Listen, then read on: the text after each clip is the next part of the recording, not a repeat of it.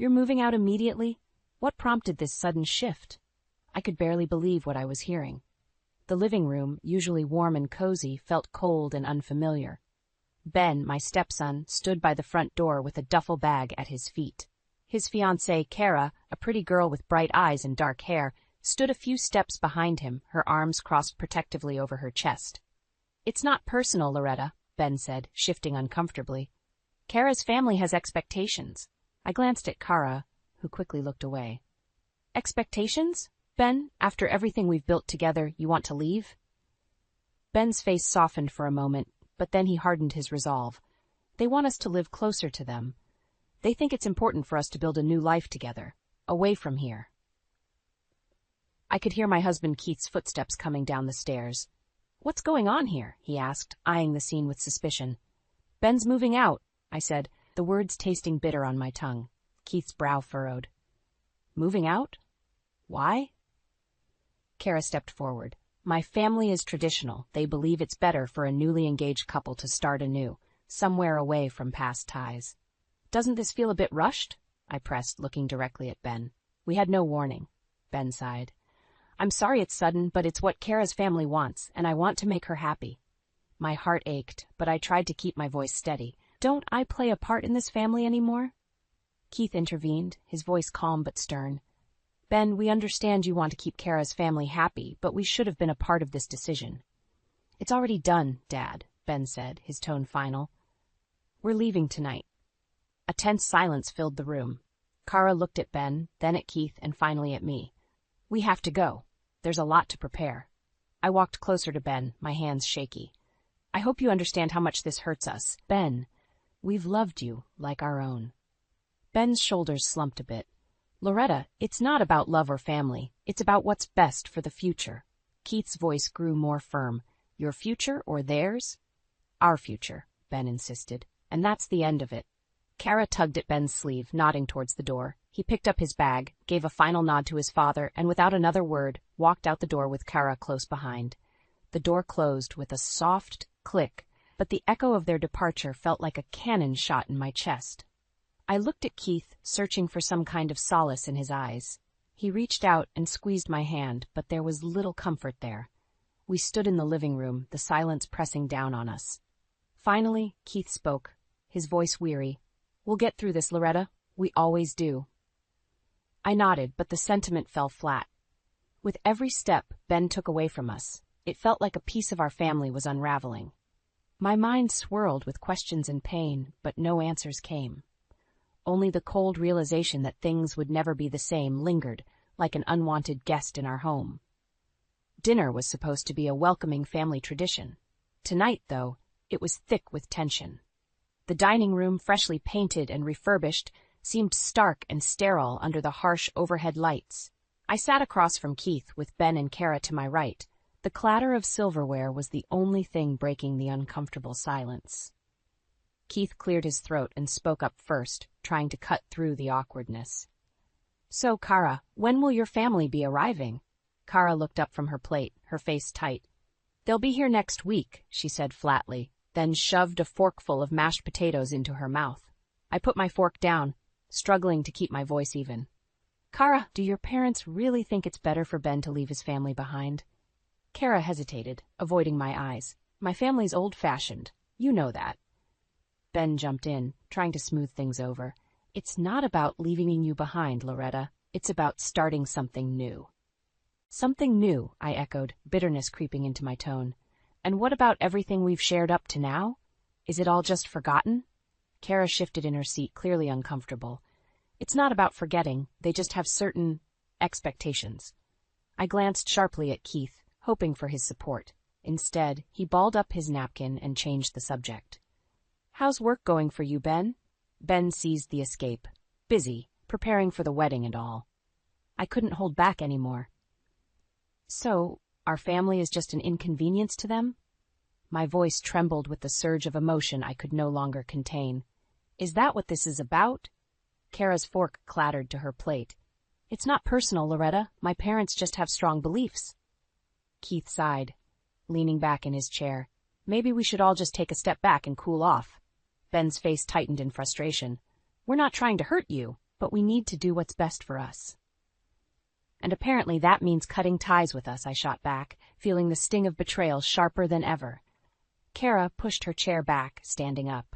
This isn't doing any good. We're just going in circles. Ben followed her lead, standing as well. We'll talk later. Let's just leave it for now. I watched them leave the dining room, their figures retreating into the hallway and then up the stairs. Only the ticking of the old clock on the mantel filled the silence. Keith rubbed his temples, looking worn out. Loretta, we can't force them to stay. They have their own lives to live. Do they, Keith? Or are they just running away from us, from all the memories we've created? My voice broke again, and I hated how vulnerable it sounded.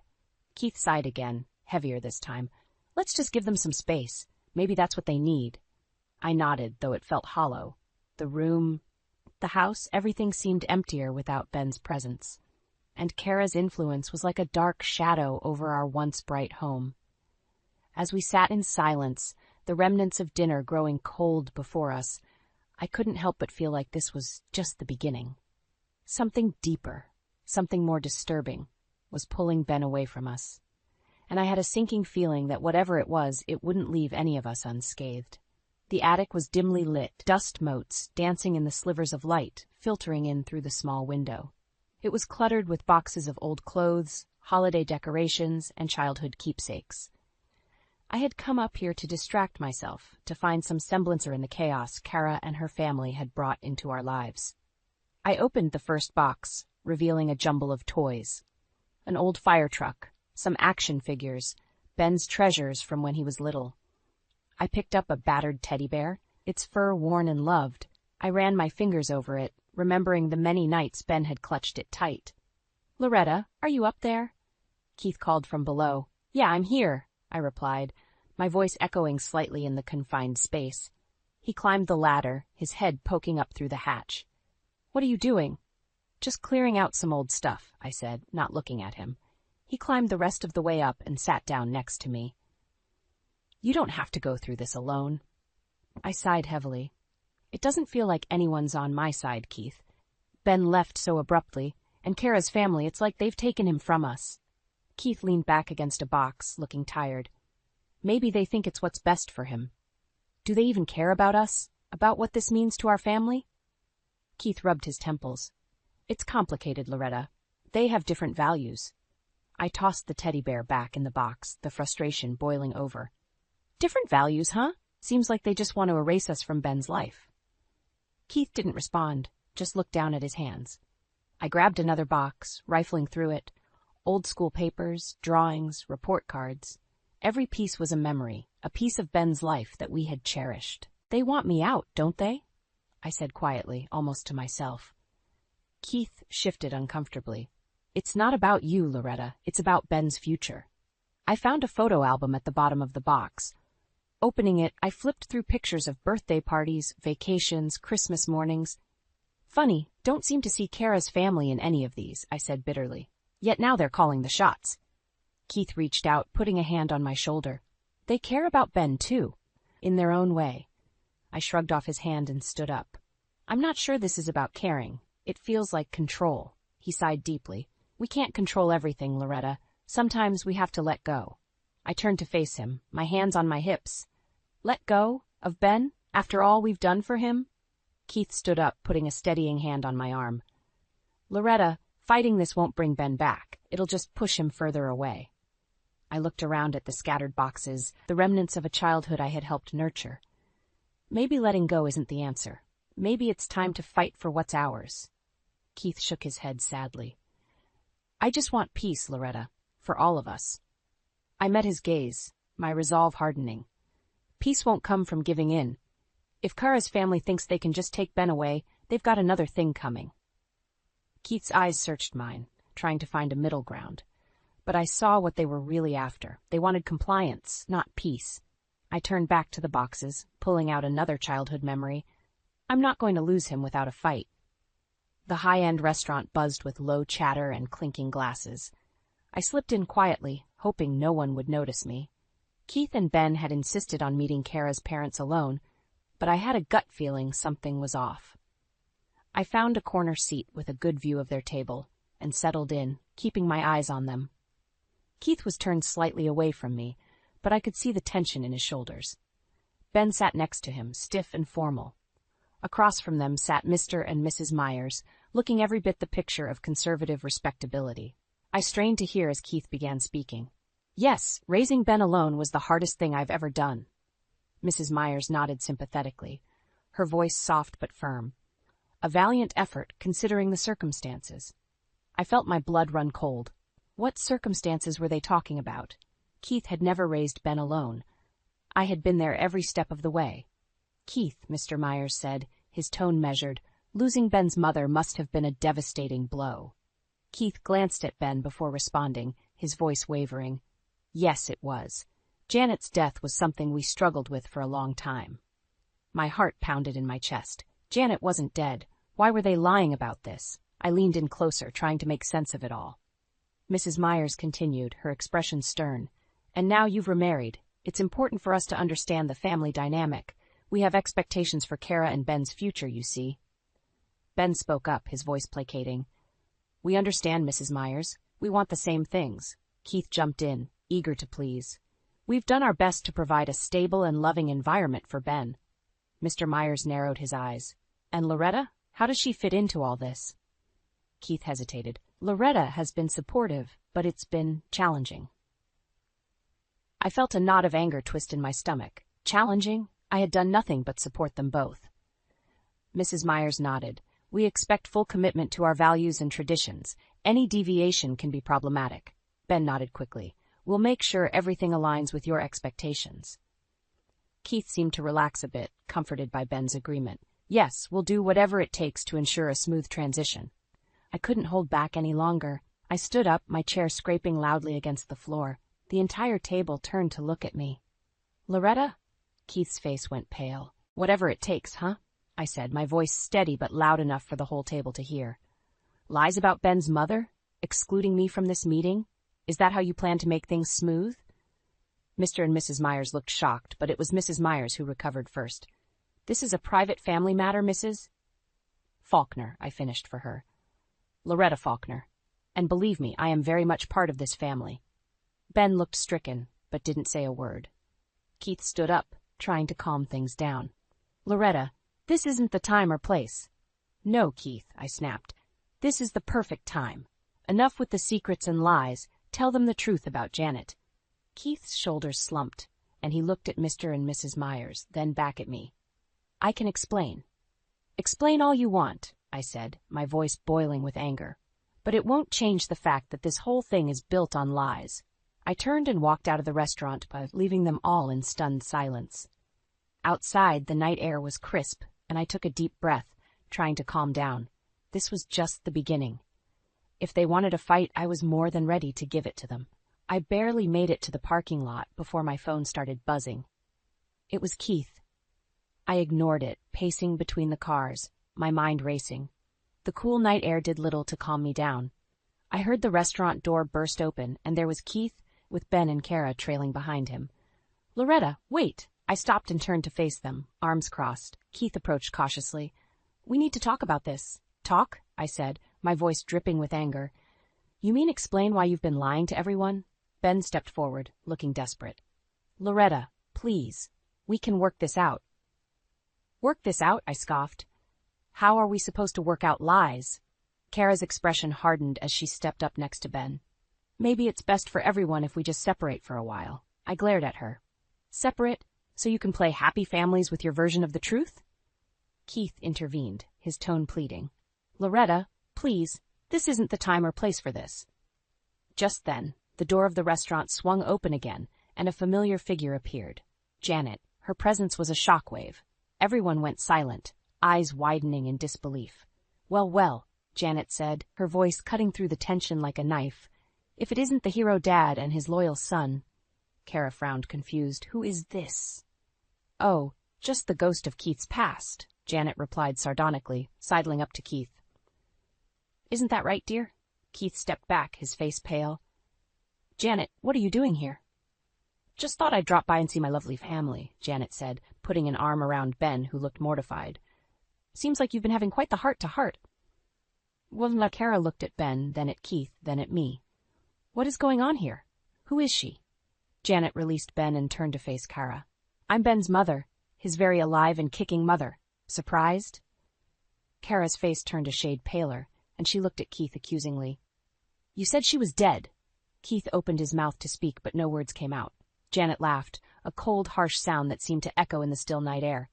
Dead? Oh no, very much alive, thank you. Why would you lie about something like that? Kara shouted at Ben and Keith, her voice filled with betrayal. Ben stammered, unable to meet her eyes. Kara, it's not what you think. We didn't want your parents to judge us. Janet laughed again, more bitterly this time. Judgment? Honey, if you think lying is better than facing judgment, then you don't know anything about family. Kara's eyes filled with tears. I can't believe you lied to me. Keith tried to put a hand on her shoulder, but she pushed him away. Just stay away from me, she said, her voice trembling. She turned and ran to her car, leaving us standing there in the parking lot. Ben looked torn, but he turned to follow Kara. Kara, wait. Janet grabbed his arm, stopping him. Let her go, Ben. Sometimes people need to face the truth. Keith was at a loss, looking between Janet and me. Loretta, Save it, I said, cutting him off. This can't be happening. Janet gave me a knowing look. Oh, it's happening, all right, and it's about time. Keith stood there in silence, knowing the facade he'd built was crumbling before his eyes. The wreckage lay before us, and there was no going back. The smell of fresh coffee filled my sister's kitchen as I sat at the small wooden table, staring blankly ahead. My sister, Marie, bustled around, trying to make me feel at home. Janet was supposed to arrive any minute, and the tension in the air was palpable. Marie set down 2 steaming mugs and sat across from me. You're handling this better than I would, she said softly. Before I could respond, the doorbell rang. Marie rose to answer it, and moments later, Janet walked in. She looked around briefly before fixing her gaze on me. Loretta, she greeted, her voice firm but not unkind. Janet, I replied, motioning for her to take a seat. Marie took the hint and left us alone, slipping out the back door to give us privacy. Janet sat down and wrapped her hands around the coffee mug, staring intently at the dark liquid. So, that was quite the scene at the restaurant. I nodded, taking a sip of my coffee. You certainly know how to make an entrance. Janet smirked, but her eyes lacked humor. It needed to be done. Keith and Ben have fooled everyone long enough. We sat in silence for a moment, the weight of everything unsaid pressing down on us. Finally, Janet spoke, her voice more gentle. Loretta, I'm sorry you got caught up in this mess. I appreciate that, Janet. But it's not just me, it's everyone. Kara, her family, even Ben.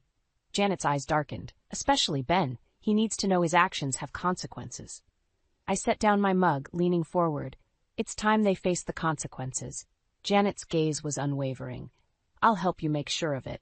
The determination in her voice bolstered my own resolve. We weren't just 2 women wronged. We were 2 forces ready to set things right. So, what's the plan? Janet asked, her tone businesslike. We need to expose the lies, I said firmly. Keith's made a mess, and it's time he cleaned it up, Janet nodded. That means telling Kara's family the full truth. Not just about me, but everything. The gambling, the debts, all of it. I smiled slightly.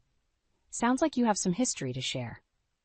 Janet stirred her coffee absent-mindedly. You have no idea. Keith's gambling was the final straw for me. When I left, I thought that chapter was closed, but it sounds like it's come back to haunt him. I glanced out the window, my mind racing with possibilities.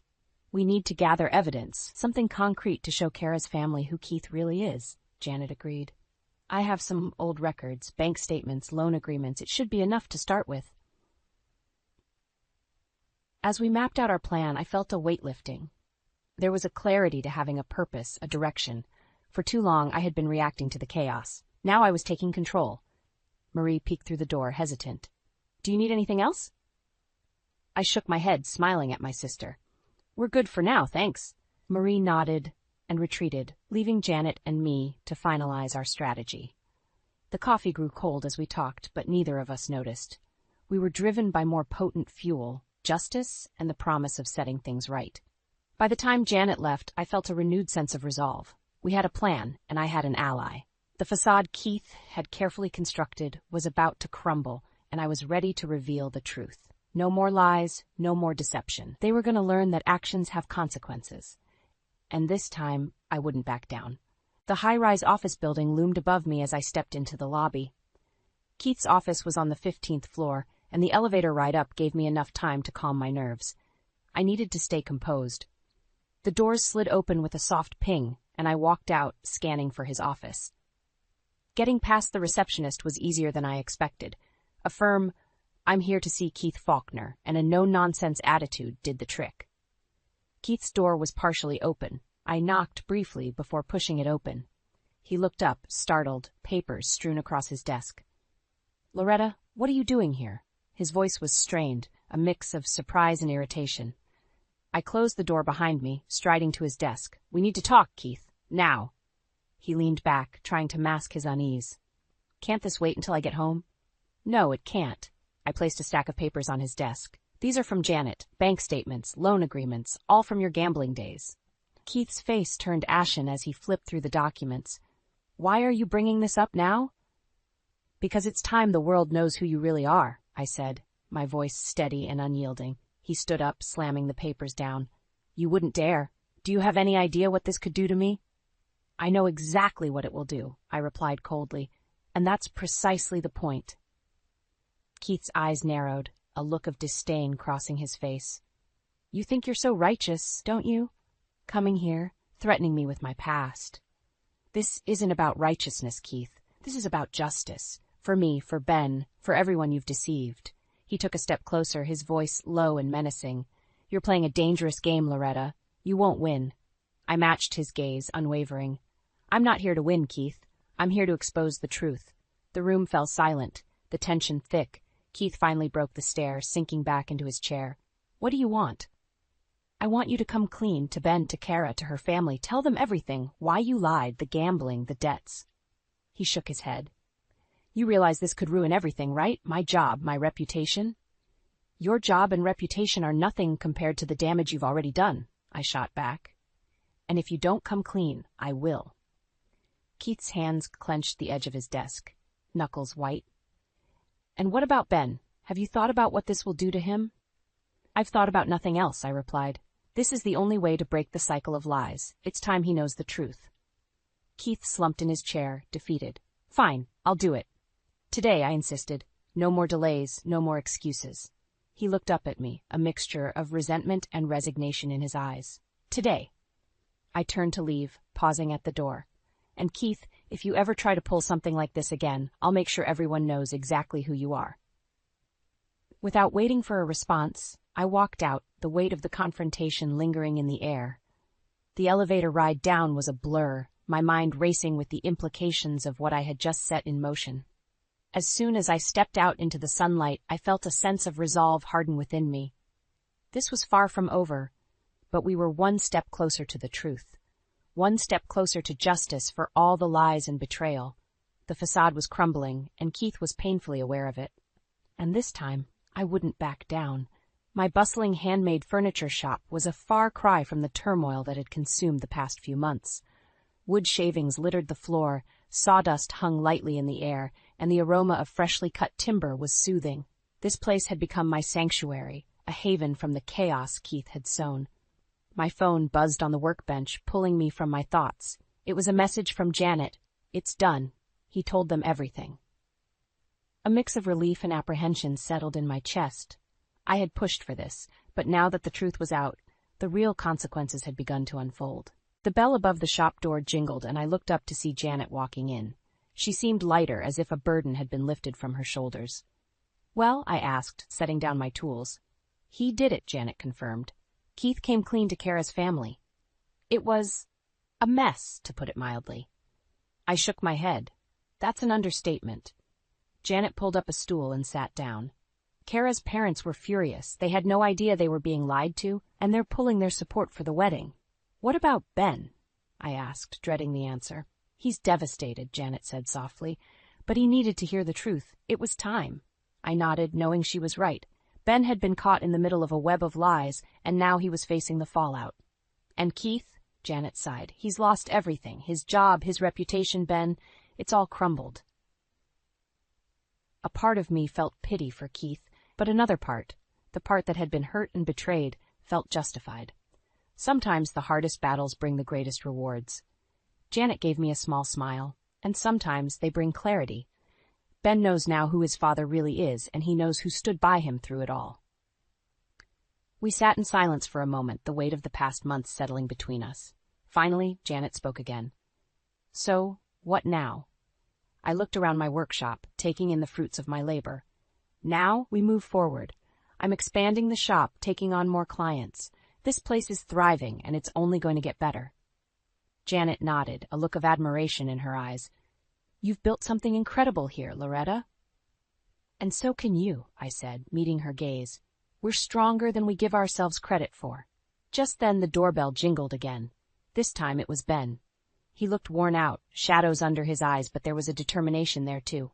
Mom, he said, addressing both Janet and me. Can we talk? We nodded, and he joined us, pulling up a stool next to Janet. I'm sorry, he began, his voice choked. For everything. I didn't want to see the truth. Janet put an arm around him. It's okay, Ben. The important thing is you see it now. Ben looked at me, his eyes filled with regret. Loretta, I shouldn't have left like that. I didn't understand how much you cared. I reached out and took his hand. What matters now is that you're here. We can rebuild together. As we sat there, the three of us, an unexpected feeling of hope blossomed. The past had been painful, but it had also revealed strength and resilience. And now, finally, we could move forward. Janet stood up, a smile on her face. Let's go celebrate. Dinner on me. We all laughed, the first genuine laughter in what felt like ages. We left the workshop, stepping out into the sunlight, ready to face whatever came next. Together.